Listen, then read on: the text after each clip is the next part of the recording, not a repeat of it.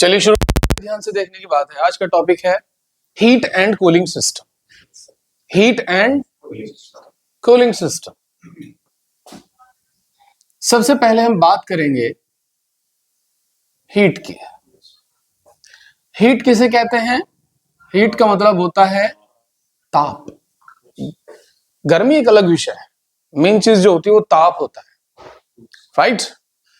हाँ, तो पृथ्वी और अदर प्लैनेट्स पर एक विषय भी आता है जी, इस पे तापमान कितना है। ठीक है, इंसान को भी जिंदा रखने के लिए एक लिमिटेड अमाउंट ऑफ टेम्परेचर जरूरी होता है। उससे ऊपर जाएगा तो हमें ठंड, मतलब हमें गर्मी लगेगी, उससे नीचे आएंगे तो हमें ठंड लगेगी। तो हम भी जो है, ह्यूमंस जो हैं, वो भी एक पर्टिकुलर तापमान पर ही जिंदा रह सकते हैं। ठीक है, और तापमान भी एक इंपॉर्टेंट विषय है। ठीक है, कुछ इंडस्ट्री जो है वो टेम्परेचर मेंटेन करने के ऊपर ही काम करती है, जैसे आपके फ्रिज हो गए, एसी हो गए, फैन हो गए, कूलर हो गए। ये किस पर काम कर रहे हैं कि इंसान को जो गर्मी ना लगे। ठीक है, यानी टेम्परेचर मेंटेन रहे और इंसान इस पर अच्छे से काम कर सके। थोड़ा सा ह्यूमंस पे अगर आ रहे हैं बात, थोड़ा सा मशीन पे भी लेके जाएंगे, राइट? तो टेम्परेचर एक वेरी वेरी वेरी इंपॉर्टेंट विषय है। अब बात ही आती है कि टेम्परेचर का रोल हमारी लाइफ में क्या है। That is very important. Number one, हम जिंदा रह सकते हैं पर्टिकुलर अमाउंट में टेम्परेचर में। हमारी बॉडी का भी एक टेम्परेचर होता है। कितना होता है हमारी बॉडी का टेम्परेचर? हाँ, देखिए, टेम्परेचर के लिए दो पैमाने हैं। पैमानों का मतलब क्या होता है? जैसे हम मापने के लिए फिट का यूज कर लेते हैं, कुछ लोग इंचेस का यूज कर लेते हैं, कुछ लोग सेंटीमीटर का यूज कर लेते हैं। तो ये अलग अलग पैमाने हैं, है ना? 10 सेंटीमीटर तो कुछ लोग ये समझ लेते हैं, बढ़िया 10 सेंटीमीटर समझ आ गया। कुछ लोग इंच में काम करते हैं, इतना इंच। तो ऐसे ही टेम्परेचर को मापने के भी दो पैमाने हैं।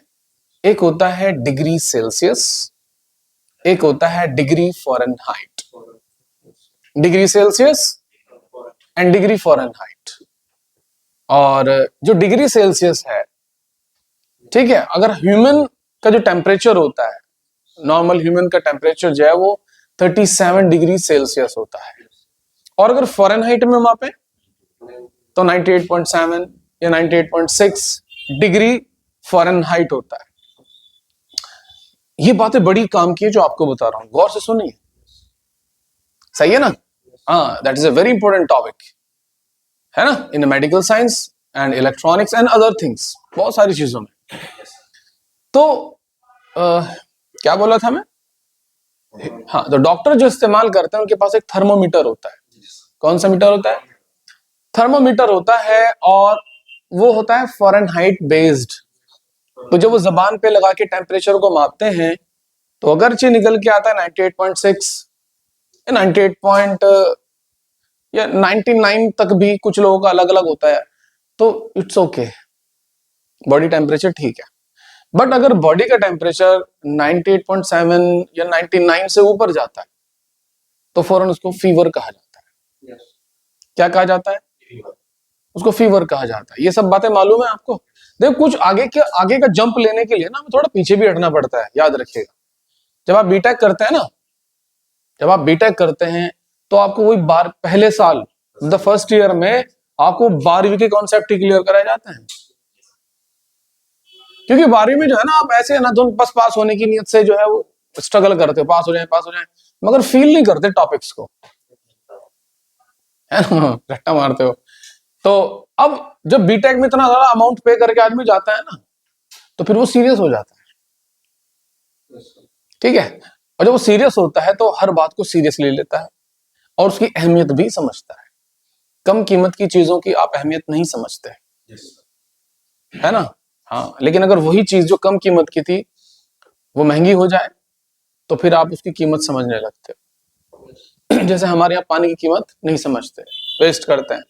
वही सऊदी, दुबई वगैरह इस तरह के इलाकों में जब जाते हैं तो वहां पे पानी की बड़ी अहमियत समझी जाती है, पीने वाले की। कितना आता है भाई? तो टेम्परेचर भी एक अहम विषय है। तो याद रखिए हमारी बॉडी का टेम्परेचर कितना, degree Celsius, 37 degree Celsius. Celsius पैमाने पे हम बात करेंगे।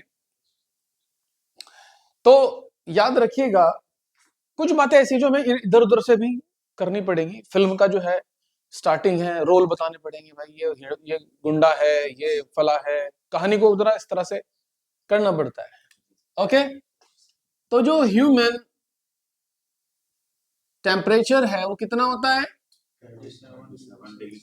37 डिग्री सेल्सियस। हमें लिखना पड़ेगा डिग्री सेल्सियस या डिग्री फ़ारेनहाइट। सही है। अब अगर ये इंसान की बॉडी का टेम्परेचर है, अगर कोई चीज जिसका टेम्परेचर 40 होगा है, तो हम हमारी बॉडी जो टेम्परेचर डिफरेंस ही सेंस करती है। क्या करती है, टेम्परेचर डिफरेंस सेंस करती है। तो 40 डिग्री सेल्सियस की अगर कोई चीज हमारी बॉडी से टच होगी तो हमें गर्मी लगेगी या सर्दी लगेगी, तो वो चीज हमें गर्म लगेगी। क्यों लगती है गर्म कोई चीज हमें, इसके पीछे लॉजिक हुआ, फॉर्मूला है भाई। हमें कोई चीज गर्म क्यों लगती है और हमें कोई चीज ठंडी क्यों लगती है। चलो गर्म तो इसलिए लग गई क्योंकि वो ज्यादा है, और ये ठंडी, अगर कोई चीज हमें 28 डिग्री सेल्सियस की हमारी बॉडी से टच होती है तो वो क्या लगती है हमें, वो उसमें क्या होता है, ऐसा क्यों, ऐसा मतलब ऐसा क्यों होता है कि जब कोई ठंडी चीज हम छूते हैं तो ठंडी लगती है, और जब कोई गर्म चीज हम छूते हैं यानी अपनी बॉडी से ज्यादा टेम्परेचर की चीज हम छूते हैं तो वो गर्म लगती है। ऐसा क्यों होता है, अब इसको फील करना है आपको, क्योंकि जो सीपीयू की हीट सिंक आती है, जो कूलिंग सिस्टम आता है कंप्यूटर का, उसे समझने के लिए हमें ये समझना बेहद जरूरी है। ऑलराइट, जबकि 28 डिग्री सेल्सियस भी टेम्परेचर है, ये भी ताप है, ये भी तपिश है, लेकिन हमें फिर भी क्या लगता है, ठंडा, जबकि तापमान है। राइट, तो हमारे लिए, हमारी बॉडी के लिए जो कंफर्टेबल तापमान होता है जिसमें हम बिल्कुल नॉर्मल फील करते हैं, ना गर्मी लग रही ना सर्दी लग रही, तो वो कितना होगा, ये तो 38 या 36। 38 36 में हम it's okay, good good feel है ना। गुड फील का मतलब ना हमें गर्मी लगेगी और ना हमें सर्दी लगेगी। देखो इसी टॉपिक के बाद में आप इस नतीजे पर पहुंचोगे कि हम एसी का बिल कितना आता है लगभग महीने में, एसी का बिल, हाँ हाँ, हम इसको 800 रुपए कैसे लाएं, कितनी बड़ी बात कही मैंने आपको, है भाई, इसे हाफ में कैसे करें, मतलब उसको कूलर के एक्सपेंस में कैसे लाएं एसी को। भाई तो कूलर एक्सपेंस करता है ना, बिजली खाता है, कंज्यूम करता है, वो एसी को कैसे लाएं उसमें। तो आज हम वो टेक्नोलॉजी सीखेंगे, तो बड़े ध्यान से समझना एक एक बात। तो इंसान की बॉडी के लिए जो एक कंफर्टेबल टेम्परेचर होता है वो क्या होता है, वो कंफर्टेबल टेम्परेचर, कंफर्टेबल टेम्परेचर कितना है, 36 टू 38। इस पर इंसान को ना गर्मी लगेगी ना सर्दी लगेगी। ओके, तो ये तो आ गई इंसान को टेम्परेचर फील आना। अब बात ये आता है कि क्यों लगती है ठंड, कोई चीज ठंडी क्यों लगती है और कोई चीज गर्म क्यों लगती है, ऐसा क्या होता है। वही लोहा है, इसको थोड़ा टेम्परेचर बढ़ा देंगे डिस्कंफर्ट कर देगा हमें, उसका टेम्परेचर घटा देंगे तो भी डिस्कंफर्ट कर देगा हमें, है वही लोहा, वही मेटल, लेकिन ऐसा क्या है भाई इसमें, ना वजन बढ़ने का ना कम होने का, टेम्परेचर बढ़ने से या घटने से।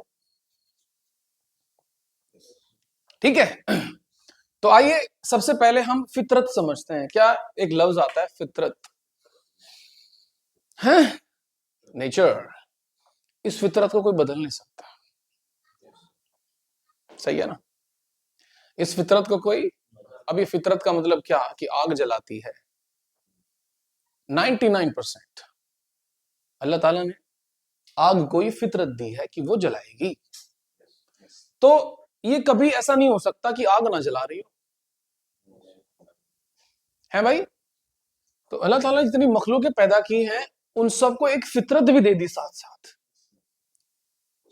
पृथ्वी को 3-4 फितरतें दे दी, जैसे ये रोटेशन करती रहेगी तो इसे कोई रोक नहीं सकता। और ये एक चक्कर जो है कितने कितने घंटों पूरा कर लेती है, 24 घंटों पूरा कर लेती है। कोई रोक सकता है इसको? और इसके पीछे लॉजिक क्या है भाई? कभी तो उसका फोर्स कम हो जाए, कभी तो कम ज्यादा हो जाए, तो चल ही रही है। कौन है जो पावर लगा रहा है इसके ऊपर? तो फिर ये पता लगेगा पता नहीं। और जहां लगता है कि पता नहीं, तो फिर इंसान को बिलीव करना पड़ता है। एक्शन तो हो रहा है लेकिन करने वाला कौन है पता नहीं, तो फिर इंसान को वहीं जाना पड़ता है कि भाई कौन है? ईश्वर है, अल्लाह है। क्यों भाई? राइट। अच्छा, ये क्या है? फितरत। ग्रेविटी, ग्रेविटी क्या है? फितरत। तो एक फितरत गॉड ने ये भी डाल दी कि तू हर चीज को अपनी तरफ खींचेगी, फितरत है। राइट। हाँ, एक वो सूरज के चारों तरफ चक्कर भी लगाती है पृथ्वी साथ साथ, वो एक साल में पूरा होता है। और इसी इसी की वजह से सर्दी गर्मी होते हैं। ठीक है, इसके पीछे भी एक साइंस है, वो कभी मौका मिलेगा बताएंगे आपको। राइट। तो ये होती है फितरत। लोहे को फितरत दे दी ताकत की, ये मजबूत होता है।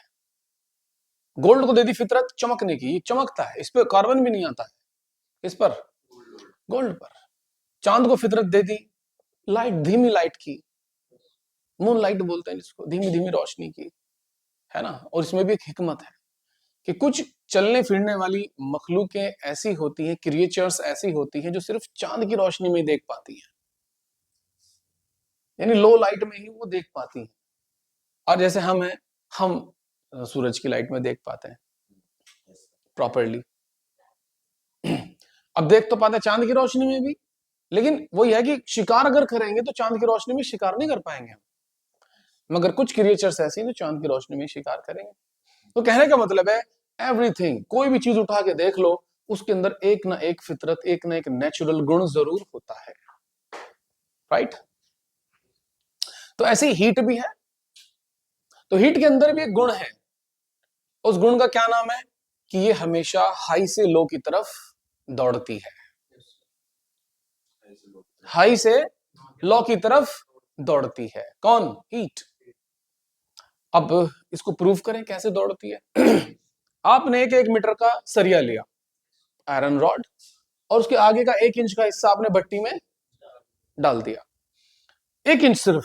तो आप ये महसूस करेंगे कि सरिया जो पीछे तक गर्म हो जाता है। बोलिए, होता है कि नहीं होता है? तो अगर हम सिर्फ हीट को फोकस कर रहे हैं तो हमने सिर्फ 1 इंच एरिया भट्टी में रखा था उसका, सिर्फ 1 इंच, और वो पीछे तक गर्म हो गया। तो इसका मतलब यह है कि हीट उस 1 इंच के एरिया में तो है ही, बाकी वो पीछे तक जा चुकी है। तो इस बात से क्लियर होता है कि हीट ज्यादा से कम की तरफ बहती है। अब ज्यादा क्या है और कम क्या है? यानी ज्यादा टेम्परेचर से लो टेम्परेचर की तरफ दौड़ती है। ये पॉइंट ध्यान रखना, ये बहुत इंपॉर्टेंट पॉइंट है, क्योंकि इन्हीं में से आंसर मिलेगा हमें। ठीक है, ये तो ह्यूमन बॉडी की बात आ गई। अब यहां पे क्या लिख रहे हैं हम? Heat always moves from high to low. इस बात को ध्यान रखना हमेशा। ये पॉइंट क्लियर हुआ? ठीक है, कि हीट हमेशा ज्यादा से कम की तरफ बहती। सूरज तेज टेम्परेचर है, पृथ्वी लो टेम्परेचर है। तो सूरज से जो चली हीट प्लस लाइट, वो तो ज्यादा टेम्परेचर चल रही ना। और पृथ्वी पर कितना होता है? हाईएस्ट, हाईएस्ट 50 रिकॉर्ड किया गया होगा। या कुछ जगहों पर ऐसे हैं गर्मियों के टाइम पे, रेतीली जगहों पर, कि भाई 60 टेम्परेचर हो जाता हो है, लेकिन सूरज का टेम्परेचर है बिलियंस डिग्री में है। तो वहां से कोई रास्ता है क्या हीट के ट्रांसफर होने का? कोई तार, को कुछ ऐसी कोई चीज, कोई सरिया, कोई यहां तक आ रहा है हीट? कुछ नहीं है। बट फिर भी क्या है? ज्यादा टेम्परेचर सूरज का और कम टेम्परेचर पृथ्वी का। और पृथ्वी पर जो टेम्परेचर है उसका सोर्स क्या है? सूरज। सूरज ही है ना सोर्स, और तो कुछ नहीं है। यस। तो इस बात को अपने माइंड में बैठा लेना, हीट हमेशा ज्यादा से कम की तरफ बहती है। अच्छा, कब तक बहती है? जब तक स्टार्टिंग पॉइंट का टेम्परेचर बराबर ना हो जाए। और अल्लाह की हिकमत देखो कि पृथ्वी का घूमना, अगरचे पृथ्वी यूं रुकी हुई होती और हम यूं ही रहते और यही टेम्परेचर जो आ रहा है सूरज से, और दोपहर ही होती, शाम ना होती। भाई सुबह से लेके शाम क्यों होती है? इसलिए तो होती है कि टेम्परेचर डिफरेंस आ जाए। इसी तो कहते हैं रहमान, इसीलिए तो रहमान है। कि पृथ्वी का घूमना जो है ये भी हमारे लिए एक बहुत बड़ी हिकमत है कि अगर ये ना घूमता यूं रहता तो टेम्परेचर बढ़ता ही रहता, बढ़ता ही रहता, बढ़ता ही रहता, बढ़ता ही रहता, और 150-200 होते ही हम खत्म। हम तो मेरे ख्याल 60 पे ही बिलबिला जाएंगे, बिलबिला जाएंगे। तो ये जो घूमना है ये भी एक हिकमत है। चलो भाई, तुम्हें थोड़ा टेम्परेचर मिल गया, अब तुम थोड़ा सा सुकून में आ जाओ गर्मियों में, ठीक है। तो ये भी घंटे को वही सेम टेम्परेचर रहता है, बाकी मतलब डाउन चलता चला जाता है। एकदम टेम्परेचर नहीं मिलता, धीरे धीरे टेम्परेचर मिलता है दोपहर तक, फिर धीरे धीरे डाउन होता चला जाता है। तो हिकमत है। तो heat always move from high to low. और कब तक बहती है? जब तक टेम्परेचर बराबर ना हो जाए। तो अगर पृथ्वी की रोटेशंस ना होती दोनों तरह की, तो हम होते ही ना। वो तो एक ही पॉइंट पे अगर आप 40 दिए जा रहे दिए जा रहे, तो वो तो उतना ही हो जाता है जितना वहां से निकल रहा है। वो तो हम स्थिति बदल जाती है, रात को ठंडा हो जाता है मामला, फिर अगले दिन सुबह को ही हो जाता है। तो वाह। दूसरा पॉइंट, बात का ध्यान रखिएगा, जिस तरह से हमने आपको बताया था कि इलेक्ट्रॉन्स का फ्लो होता है उसको करंट बोलते हैं भाई। अब कुछ मेटल ऐसे होते हैं जो करंट, जो इलेक्ट्रॉन्स का फ्लो है नहीं, करंट है, उसके कंडक्टर होते हैं। कुछ इंसुलेटर होते हैं और कुछ सेमीकंडक्टर होते हैं। बात सही है? करंट के कंडक्टर बताए थे, इंसुलेटर बताए थे और सेमीकंडक्टर बताए थे। उसी तरह से हीट के भी होते हैं। कुछ मेटल ऐसे होते हैं जिनके अंदर से हीट बहती नहीं है, कुछ मेटल ऐसे होते हैं जिनके अंदर से हीट तेजी के साथ बहती है, और कुछ मेटल ऐसे होते हैं जिनके अंदर हीट बड़ी मुश्किल से बहती है। आइए देख लेते हैं इसके एग्जांपल्स। तो जब हम कंडक्टर, इंसुलेटर और सेमीकंडक्टर की बात करेंगे तो एक नाम ऐड करना पड़ेगा आपको, इलेक्ट्रॉन्स के कंडक्टर, इंसुलेटर, सेमीकंडक्टर या हीट के। तो आज हम बात करेंगे इसकी हीट के। तो जैसे मैंने बताया, तांबा, एल्यूमिनियम, आयरन, ये करंट के भी कंडक्टर हैं और हीट के भी कंडक्टर। हीट बह जाती है इसमें, सही है। और अगर हम बात करें इंसुलेटर की, तो प्लास्टिक है। अब प्लास्टिक का पाइप ले लो आप, जला लो उसको आगे से, तो वो उतना ही हीट होगा जहां जहां से वो जल रहा है। माचिस की तिल्ली जलाते हैं हम, लकड़ी जो होती है, लकड़ी, लकड़ी इंसुलेटर होती है किसकी? हीट की। समझ रहे ना? तो some metals are conductor for heat and some metal are insulator for heat and some metal are semiconductors for heat. तो लकड़ी हुई, रबड़ हुई, प्लास्टिक हुई, है ना, ये सब चीजें क्या है? हीट की इंसुलेटर, राइट। एंड समथिंग क्या होता है? कंडक्टर। अच्छा, हीट के भी कुछ बेहतरीन कंडक्टर होते हैं, कुछ ओके ओके कंडक्टर होते हैं। कुछ हीट के बढ़िया कंडक्टर होते हैं और कुछ हीट के ओके ठीक ठाक कंडक्टर होते हैं, और कुछ हीट के बहुत ही बुरे कंडक्टर होते हैं। जैसे स्टील, स्टील जो है ये हीट का अच्छा कंडक्टर नहीं है। जिस गिलास में आप पानी पीते हो, है ना, आप एक तांबे का गिलास लो, उसमें खोलता हुआ पानी भरो हाफ। अच्छा, एक स्टील का गिलास लो, उसमें भी खोलता हुआ पानी भरो लेकिन हाफ। तो आप ये देखोगे कि तांबे का जो बर्तन है वो ऊपर तक गर्म हो जाएगा, मतलब जहां पकड़ने की जगह है ना वो भी हीट हो जाएगी।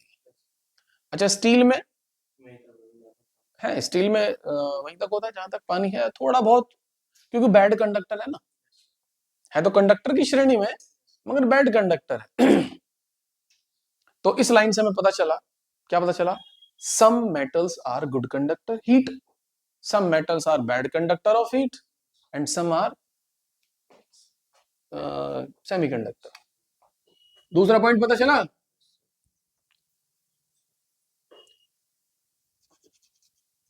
some metal are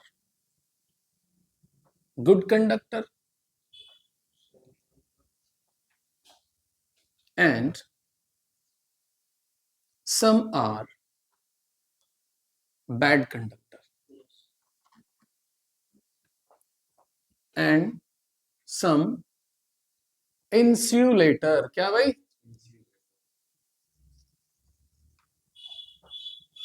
ओके हाँ, तो जैसे कि मैंने बताया है मेटल जितने भी होंगे मोस्टली कंडक्टर होंगे, लेकिन लकड़ी, रबड़, प्लास्टिक ये सब क्या होता है?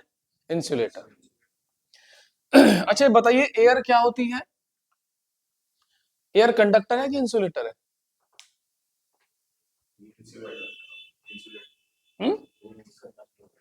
कंडक्टर होती है एयर। हाँ, जिस वक्त आग यहाँ जल रही होती है और हम यूं करते हैं, आग में हाथ दे के सेकते हैं हम अपने हाथ या फिर दूर से, तो उसका मतलब ये हुआ कि हीट जो है, आग को मत देखिए, हीट को देखिए, हीट जो वो एयर में को भी क्रॉस हो जाती है।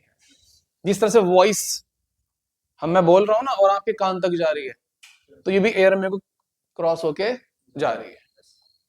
अगर आप स्पेस में, अंतरिक्ष में, इतनी दूर जितना मैं और तुम बैठे हुए हैं और हम बोलेंगे, चीखेंगे, तो मेरी आवाज आपको नहीं आएगी।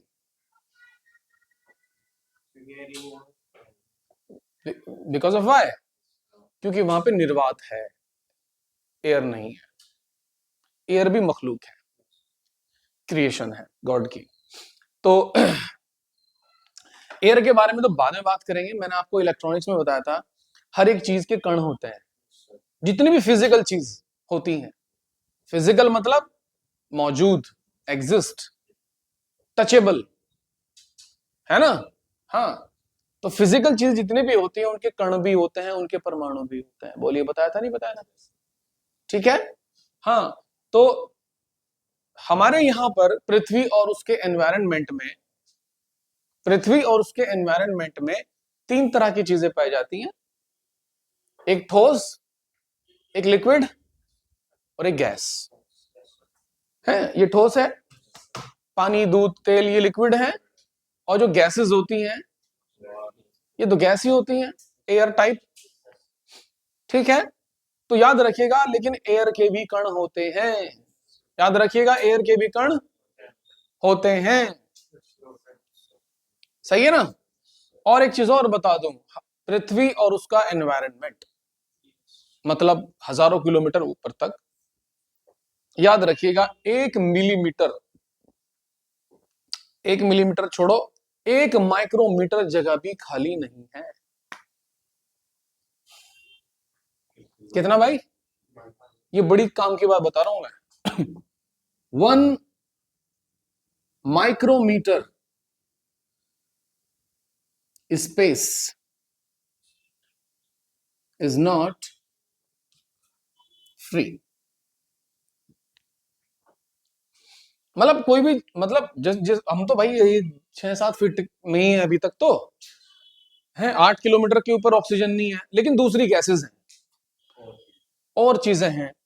तो हर गैस भी अगर होगी तो गैस का भी कण होता है और उसका भी परमाणु होता है। कुछ गैसेस दिखाई देती है, कुछ गैसेस नहीं दिखाई देती। जैसे ये ऑक्सीजन जिसमें हम सांस ले रहे हैं, ये क्या है? ये है, ये फिजिकल है। एयर फिजिकल होती है। क्यों भाई, क्या हुआ? नींद आ रही है क्या? ध्यान से सुनिए, यहीं से निकलेंगे सारे कूलिंग सिस्टम के जो तत्व निकलेंगे। मैं आउटसाइडर नहीं बता रहा कुछ भी, यहां से लिंक है वो।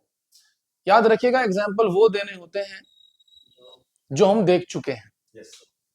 तो आगे ना देख, जो आपने देखा नहीं है, जो आपने पढ़ रहे हो जिसके बारे में, वो तो देखा नहीं ना आपने, तो इन एग्जाम्पल्स को ही आपको समझाया जाएगा, तब आप उसको समझेंगे। तो याद रखिएगा, 1 माइक्रोमीटर जगह भी खाली नहीं है पृथ्वी और उसके एनवायरनमेंट में। अब यहाँ क्या है? कुछ है यहाँ भाई? है ना, एयर है। और अगर एयर है तो इसके भी कण होते हैं और इसके भी परमाणु होते हैं। और कौन सी एयर है यहाँ पर? तो एक 2-3 गैसें मिलकर है यहाँ पर। कुछ CO2 भी है, ठीक है, ऑक्सीजन भी है। तो सम ये एक खास रेशियो में है, मिक्सअप है इनका। ठीक है, तो यही इंसान के लिए बेहतर है। लेकिन एयर है और एयर के भी कण होते हैं, और अभी क्या था, एयर में को भी हीट ट्रांसफर, लुएं नहीं देखी आपने, लुएं चलती हैं जब, और तुम्हें जो गर्मी लगती है, तुम्हें कौन से टच, क्या टच कर रहा है जो तुम्हें गर्मी लग रही है? कुछ तो टच हो रहा होगा तुम्हारी स्किन से। क्या टच हो रहा है? एयर। समझ रहे ना? हाँ। तो air has air has molecules, जो हवा होती है वो भी क्या रखती है? मॉलिक्यूल्स। एंड एटम्स, एटम भी रखती है, और याद रखिएगा और क्या रखती है? And with specific amount of temperature. सही है ना? और हर एक मेटल जो है इस वक्त, इसको छू के देख लो, इसका एक अलग टेम्परेचर होगा।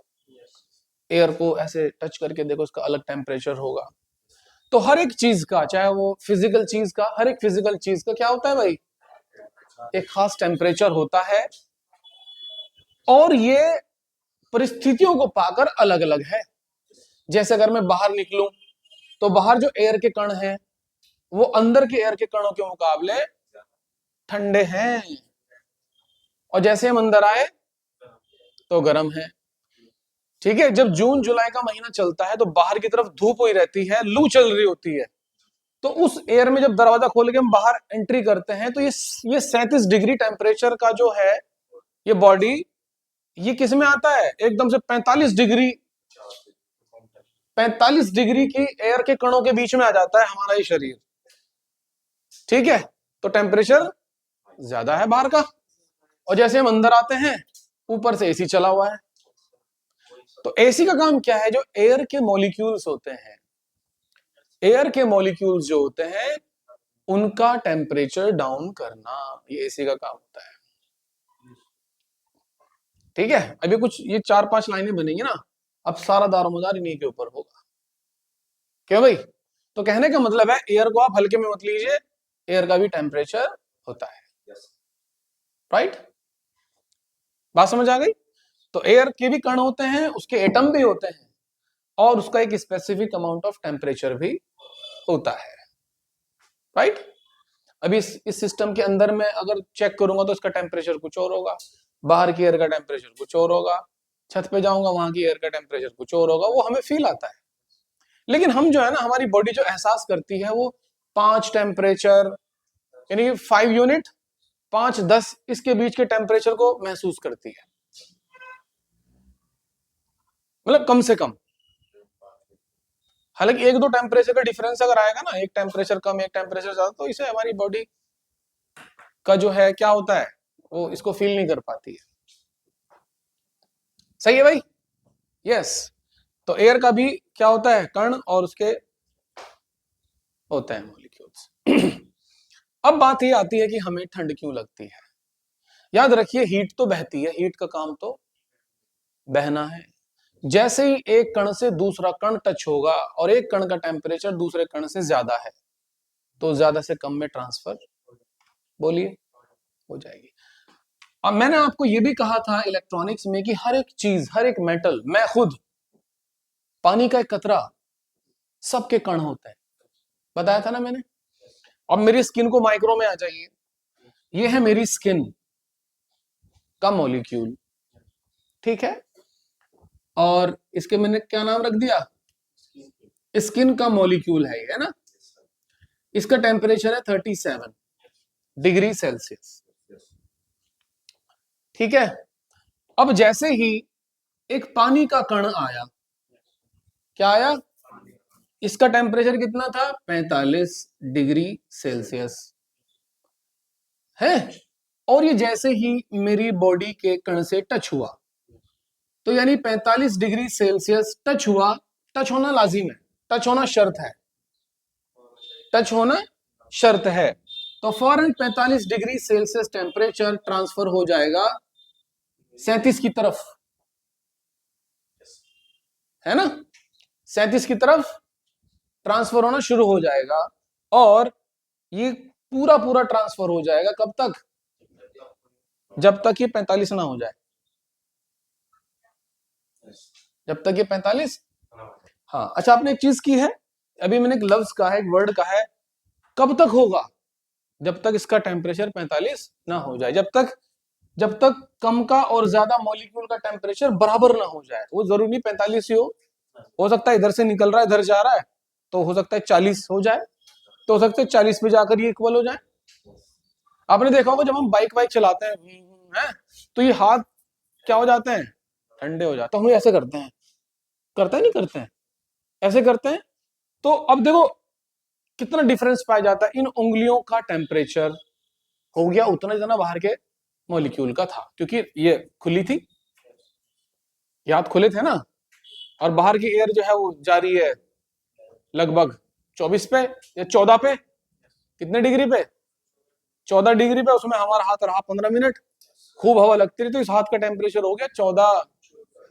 अब जैसे हमने बगल में हाथ दिए तो बगल का टेम्परेचर है 37, तो 14 जब 37 में जाएगा तो क्या होगा? 37 से 14 में ट्रांसफर होगी हीट। अच्छा, 2 मिनट बाद क्या हो जाता है? 2 मिनट बाद जो गर्माहट पहली बार मिली थी, 2 मिनट बाद वो गर्माहट नहीं मिलती। ऐसा लगता है कि यार कुछ भी फर्क नहीं पड़ रहा अब तो। जब मैंने हाथ ऐसे कर रहे थे पहली बार, जब तो गरम गरम फील हो रहा था, लेकिन अब जो है कोई गर्माहट नहीं है। क्यों नहीं है? क्योंकि वो इक्वल हो गया, क्योंकि यहाँ का टेम्परेचर हाथ में चला गया। और कब तक गया? हाँ, ऑलराइट जी। अच्छा, एक अभी एक थेरेपी चली है बुखार नापने की, वो गन है, उसी को करते हैं टक टक, तो यहाँ पे टेम्परेचर कभी ठीक नहीं आएगा, याद रखिएगा। क्योंकि हमारी बॉडी के कुछ हिस्से ऐसे हैं जो पतले हैं, कुछ हिस्से ऐसे हैं जो ऑलवेज हवा में रहते हैं, हवा में रहते हैं, कम टेम्परेचर की हवा में रहते हैं, ठीक है। तो हमेशा टेम्परेचर कहाँ का होना चाहिए? जहां हवा नहीं लगती है, जहां हवा नहीं जा सकती है, जैसे जबान के नीचे। तो ये जबान के नीचे वाला टेम्परेचर जो होगा, ये हमारी बॉडी का बिल्कुल एग्जैक्ट टेम्परेचर होगा, है ना। तो फीवर जब भी हम मेजर करें तो वो जबान के नीचे का मेजर करें। अभी मैं बाइक पे चल के आया सुबह सुबह 6 बजे ठंड में, अब अगर, और वाकई मुझे फीवर हो रहा था, और अगर आप देखोगे मेरे माथे पे करके देखोगे तो क्या होगा? ठंडा आएगा। ये स्किन की लेयर ही तो है, इसने थपेड़े झेले हैं अभी 14 डिग्री सेल्सियस के, तो ठंडी हो गई होगी, जबकि रियल में फीवर कहाँ है? हाँ?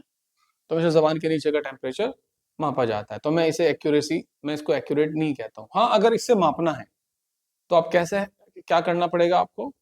आपको करना पड़ेगा, जैसे आप चल के आए कहीं से, तो आपको बैठना पड़ेगा कुछ देर, और ये जो एरिया होता है इधर का, गर्दन के नीचे, तो यहाँ का टेम्परेचर लेना चाहिए, यहाँ से गन का टेम्परेचर लेना चाहिए, लेकिन यहाँ भी 1 डिग्री कम होगा अंदर के मुकाबले।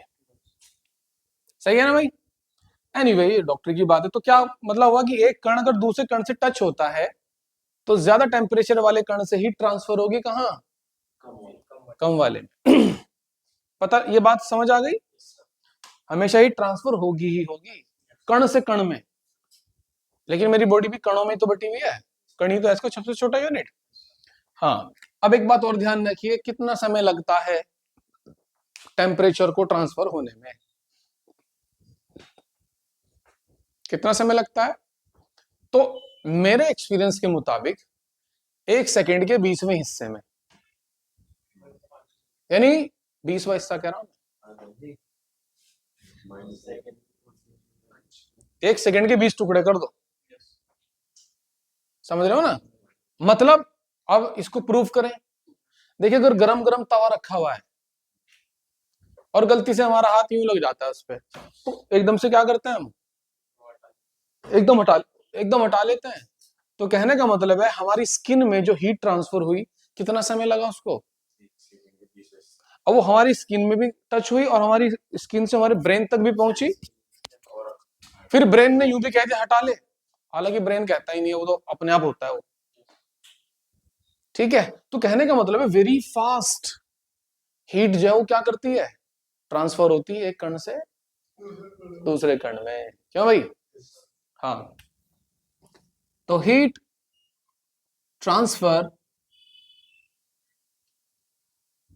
Very fast from one molecule to another. ठीक है, ये लाइनें बड़ी काम की हैं भाई, और इसी से हमें आगे का राज पता चलेगा। ठीक है, इसकी आप अपने फोन से क्या ले लें, पिक ले लें।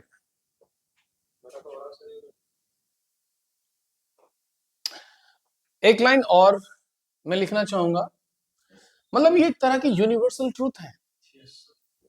ठीक है, हाँ, कोई भी चीज ठंडी होती है और गर्म भी होती है। ठंडी होना, गर्म होना, कोई भी चीज, तो शेप मैटर करती है, आकृति मैटर करती है। याद रखना टैगलाइन क्या है,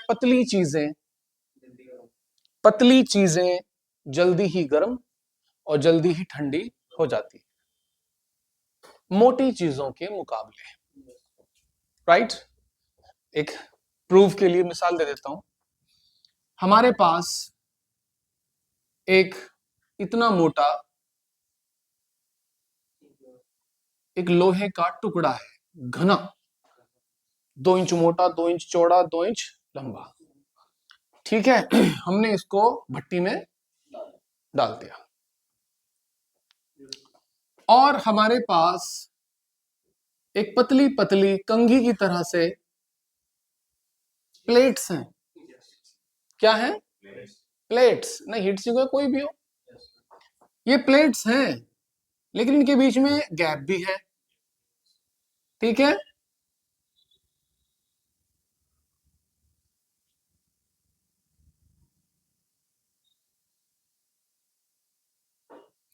तो ये भी साइज इतना ही है, साइज इतना ही है।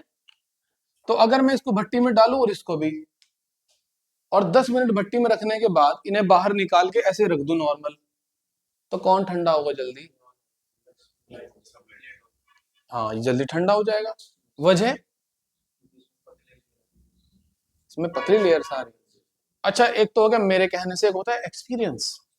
Just describe some experience. अभी मैं इसके इतने हिस्से में चला जाता हूं जूम करके। ठीक है, मैंने क्या किया, इसी चीज के अंदर के कण देखे, 1 2 3 ऐसे कण होते हैं भाई, गोल गोल, 6 7, इसके ले रहा हूं मैं कण, है ना, 5 6 7 8, है ना। अब क्योंकि ये कण आपस में जुड़े जुड़े रहते हैं,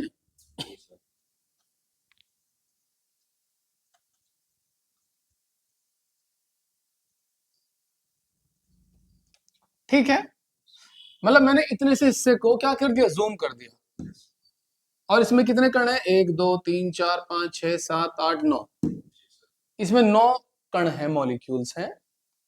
ठीक है, तो जिस वक्त ये गर्म होगा, ठीक है, अच्छा इधर भी इसका भी ले लेते हैं, इसमें क्या लेंगे, इसमें 9 कण थोड़ा ही है, इसमें 9 कण नहीं है, इसमें तो कमी है।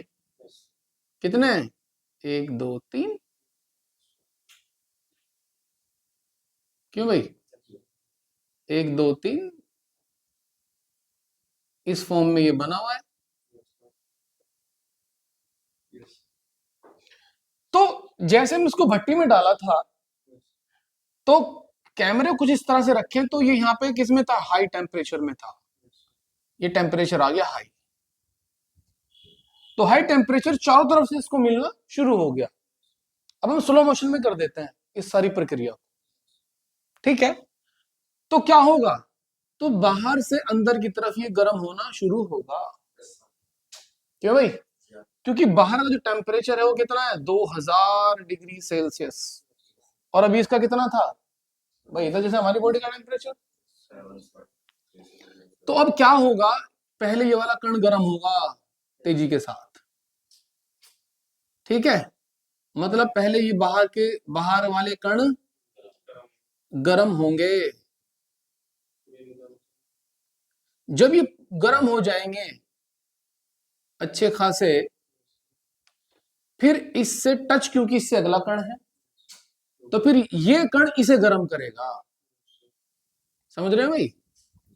मतलब ये बाहरी कण जो है ये अपने अंदर वाली लाइन के कणों को गर्म करेंगे, और जब ये गर्म हो जाएंगे तो फिर ये वाले कण अंदर वाले कण को गर्म करेंगे। समझ रहे हैं भाई? हाँ, और फिर ये वाले कण इससे अंदर वाले कणों को गर्म करेंगे, तो ये प्रक्रिया चलेगी, कण से कण, कण से कण, कण से कण। तो इस प्रक्रिया में समय लगेगा, समय लगेगा, जितना भी लग रहा है। तो जितने कणों की संख्या ज्यादा होगी उतना ही समय ज्यादा लगेगा गर्म होने में भी। आई ना बात समझ में? अब देखो आप, 1 कप पानी जल्दी गर्म हो जाता है या 5 लीटर पानी एकदम गर्म हो जाएगा? तो सीधी सी बात है, संख्या ज्यादा है कणों की, तो ज्यादा मात्रा में जो कण होंगे वो टाइम ज्यादा लेंगे, और कम मात्रा में अगर कण होंगे तो टाइम कम लेंगे। अभी इसमें क्या था, अभी इसे भी सेम उसी एनवायरनमेंट में रखा गया 2000 डिग्री सेल्सियस टेम्परेचर में। तो सबसे पहले क्या होगा, बाहर वाले कण गर्म हो जाएंगे, है ना, क्योंकि एवरी साइड क्या हो रहा है, हर साइड से टेम्परेचर मिल रहा है, और बस फिर ये वाला कण अपने अंदर वाले कण को गर्म कर देगा। अब क्योंकि ये दोनों ताकत लगाएंगे तो ये कण तो बहुत जल्दी गर्म हो जाएगा। तो इसलिए पता लग रहा है कि ये इससे काफी पहले गर्म हो जाएगा। ठीक है? तो इससे पता चलता है कि पतली चीजें मोटी और घनी चीजों के मुकाबले जल्दी ही गर्म और जल्दी ही ठंडी हो जाती है। तो 2 फितरत पता चली हमें, मेटल की फितरत पता चली, कण से कण गर्म होता है, ठीक है, और हीट की फितरत पता चली कि ज्यादा से कम की तरफ ट्रांसफर होती है। जबकि आग के संपर्क में ना तो बाहरी कण है सिर्फ, मगर अंदर के कण कैसे लाल हो गया पूरा का पूरा वो, तो इससे पता चलता है कि हीट बहती है। क्लियर हो गई बात? हाँ। तो अब यही सारी फितरतें एक इंजीनियर ने, साइंटिस्ट ने कैप्चर्ड की, और फिर एक सॉल्यूशन बनाया, कूलिंग सिस्टम। आई ना बात समझ में? क्या बनाया? Cooling system. तो उसने सारी थेरेपी इस्तेमाल कर ली इसमें। एक तो उसने बेहतरीन कंडक्टर लिया, जब हीट सिंक बनानी है, यानी देखो हीट सिंक किसके लिए बनाई जा रही है, कूलिंग सिस्टम किसके लिए बनाया जा रहा है, चिप के लिए।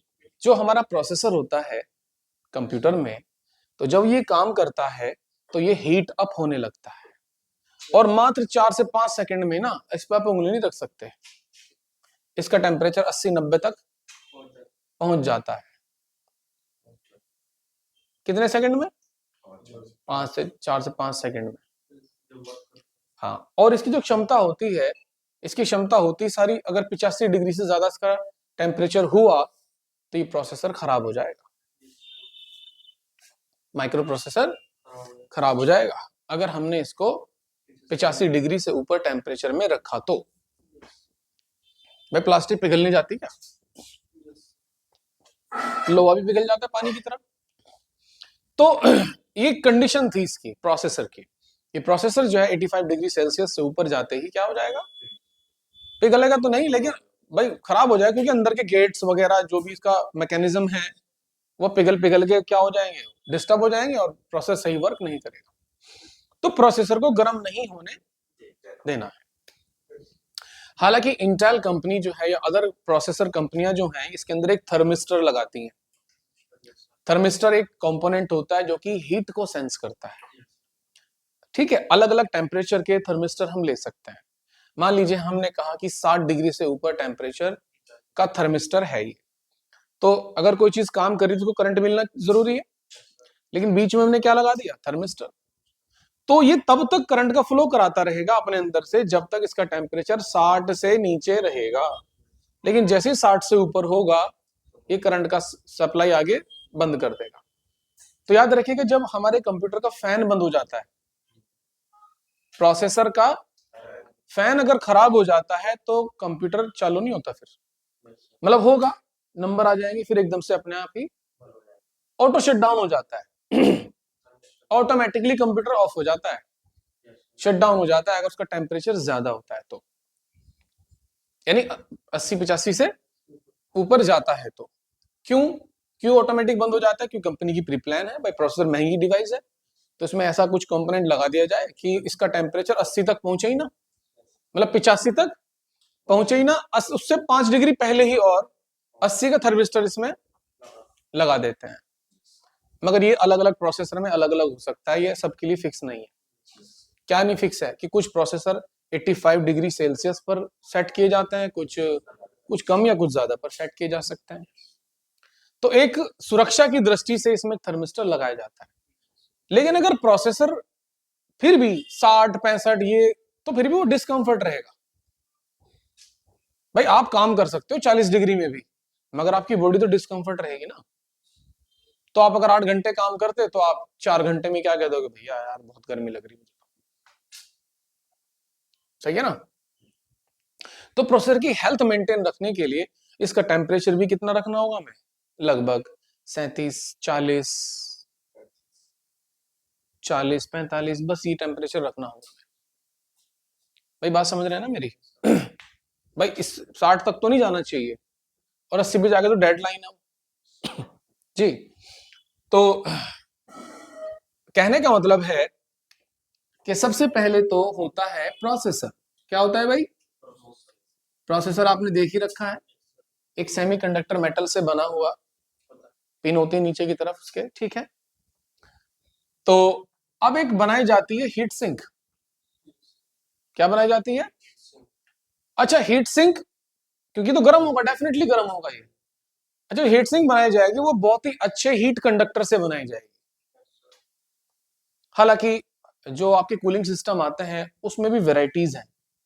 कुछ हीट सिंक जो है एल्यूमिनियम में मिलती हैं, कुछ हीट सिंक जो है वो एल्यूमिनियम प्लस जिंक ऑक्साइड के मिक्सचर से मिलती हैं, कुछ हीट सिंक जो होती है वो कॉपर में मिलती है। किसमें मिलती है? Copper one of the best heat conductor, कि इसके अंदर को हीट बहती है बड़े बेहतरीन तरीके से। तो अच्छी कंपनियां जो होती हैं जैसे डेल, एचपी, लिनोवो, ये सब कंपनियां जो होती हैं, जब इनके कंप्यूटर हम खरीदते हैं ये वाले, तो उनके कंप्यूटर में हीट सिंक जो लगी होती है वो कॉपर मेड लगी होती है, कॉपर की बनी हुई लगी होती है। लेकिन जो कम बजट के लोग होते हैं, कंपनी सबका समाधान निकालती है भाई, जो इतने बजट के लोग नहीं है, तो भाई तुम जो है जिंक ऑक्साइड और एल्यूमिनियम पे ले लो, तो ये भी मिलती है, ठीक है। तो एल्यूमिनियम की तरह से दिखती है हीट सिंक। मगर उन हीट सिंक का जो सेटअप होता है वो कैसे होता है भाई, देख लेते हैं। हीट सिंक जो बनाई जाएगी वो कुछ ऐसे बनाई जाएगी, जो प्रोसेसर से अटैच्ड जो लेयर होगी उसकी वो बहुत, मतलब कुछ मोटी सी होगी, जो प्रोसेसर पे जाके अटैच होगी। मगर हीट को भी ना क्या नहीं चाहिए, इतना सा भी स्पेस नहीं चाहिए। अगर मतलब माइक्रोमीटर में भी अगर अटैचमेंट प्रॉपरली नहीं हुआ तो हीट ट्रांसफर नहीं होगी भाई। तो ये हीट सिंक जो है जो हमने बनाई है, ये प्रोसेसर से सटी हुई होनी चाहिए, बिल्कुल मिली हुई होनी चाहिए। तो उसके लिए हम क्या कर देते हैं, कूलिंग पेस्ट आता है एक। क्या आता है भाई? कूलिंग पेस्ट आता है एक, थर्मल पेस्ट बोलते हैं उसको, सीपीयू थर्मल पेस्ट बोलते हैं उसको। तो वो हम लगा देते हैं हीट सिंक और प्रोसेसर के बीच में। तो उससे हीट सिंक मेटल का जो लिंक है वो बेहतर तरीके से हो जाता है सीपीयू से, है? हाँ जी। और फिर ये हीट सिंक जो होगी, ये पतली पतली परतों में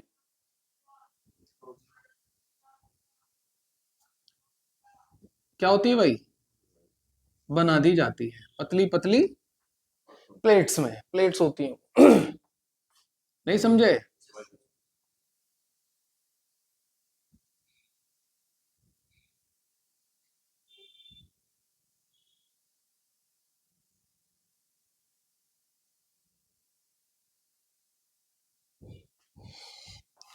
हम्म।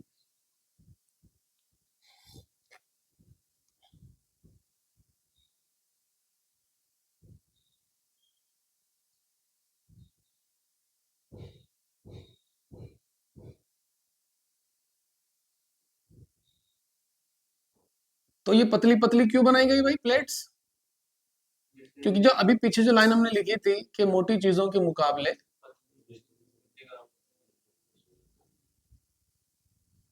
और हमने कंडक्टर मेटल क्यों लिया? ताकि प्रोसेसर से हीट पल भर में बड़ी तेजी के साथ, प्रोसेसर गर्म होगा ना तो बड़ी तेजी के साथ इन इन प्लेट्स में वो हीट पहुंच जाएगी। हाँ, तो प्रोसेसर जो है ना, जैसे कि ये क्या है हमारा, दैट इज सीपीयू, और ये क्या है, हीट सिंक प्लेट्स,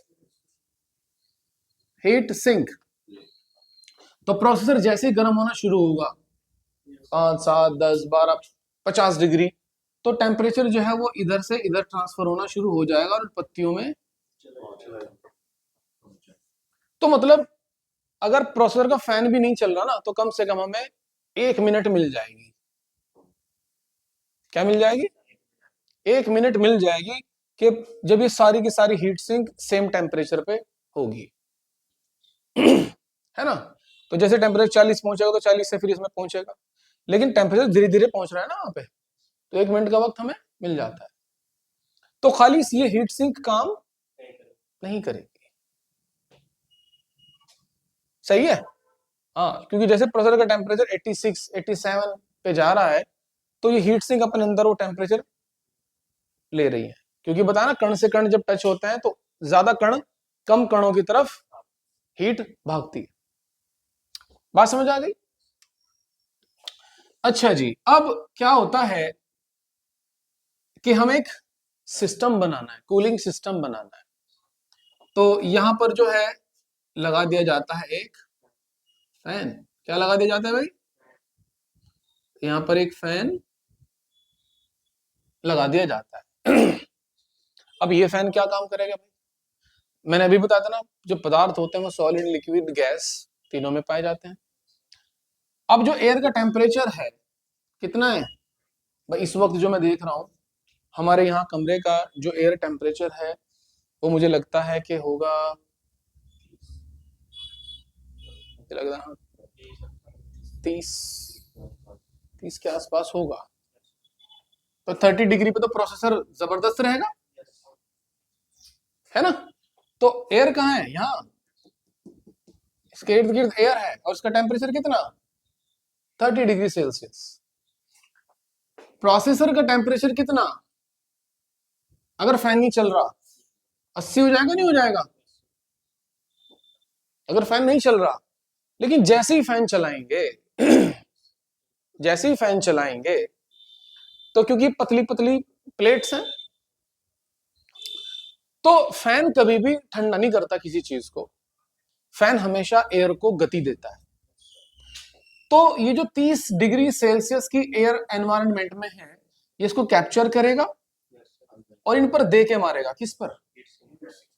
इन पतली पतली प्लेट्स पर, यानी कि एक फ्लो के साथ इन पर स्ट्राइक करेगा। तो जाहिर सी बात है क्या होगा? होगा ये कि जो प्लेट्स हैं इनका टेम्परेचर कितना हो जाएगा, क्योंकि हीट की जो प्रोड्यूसिंग क्षमता है वो तो है बहुत कम, लेकिन जो पंखा जो एयर का थ्रो मार रहा है इसकी क्षमता है बहुत तेज। तो कुल मिला के ये फैन जो है ये 30 डिग्री की एयर को मारता है इन प्लेट्स पर।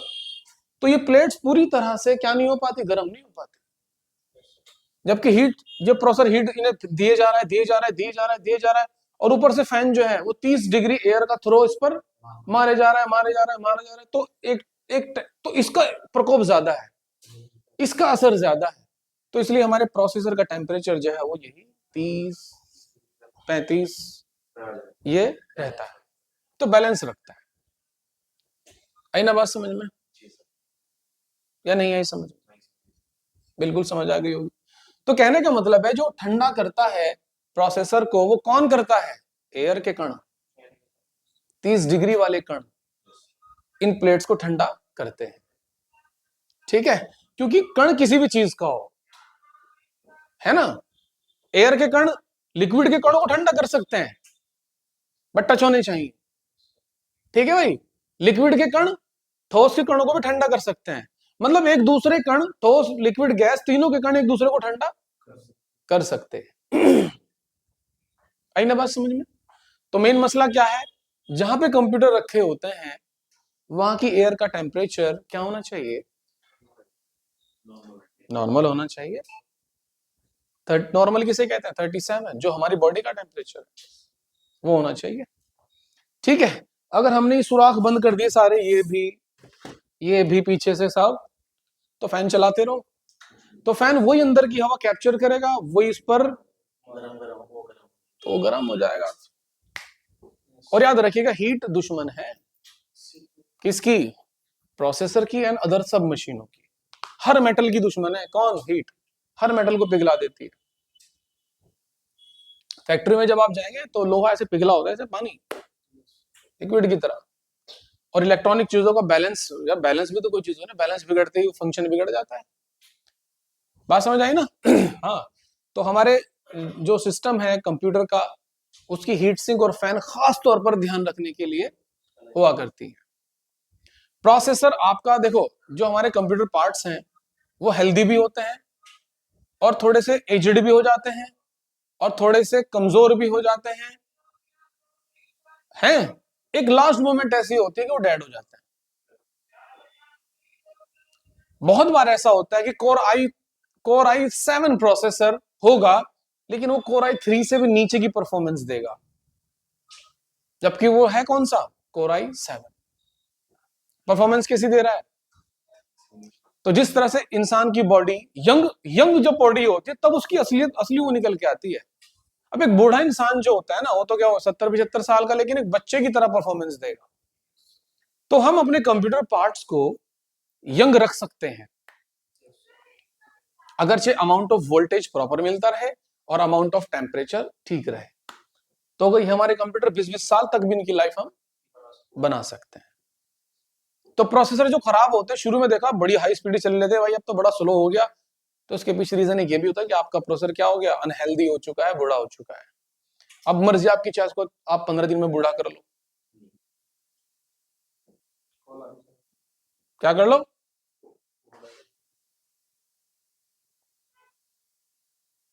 चाहे आप इसको 15 दिन में बूढ़ा कर लो। तो मैं बता रहा हूं, अगर आपके अपने खुद के पर्सनल कंप्यूटर्स हैं तो आपकी हीट सिंक प्रॉपर फंक्शन करती हुई होनी चाहिए, ये फैन घूमते हुए होने चाहिए।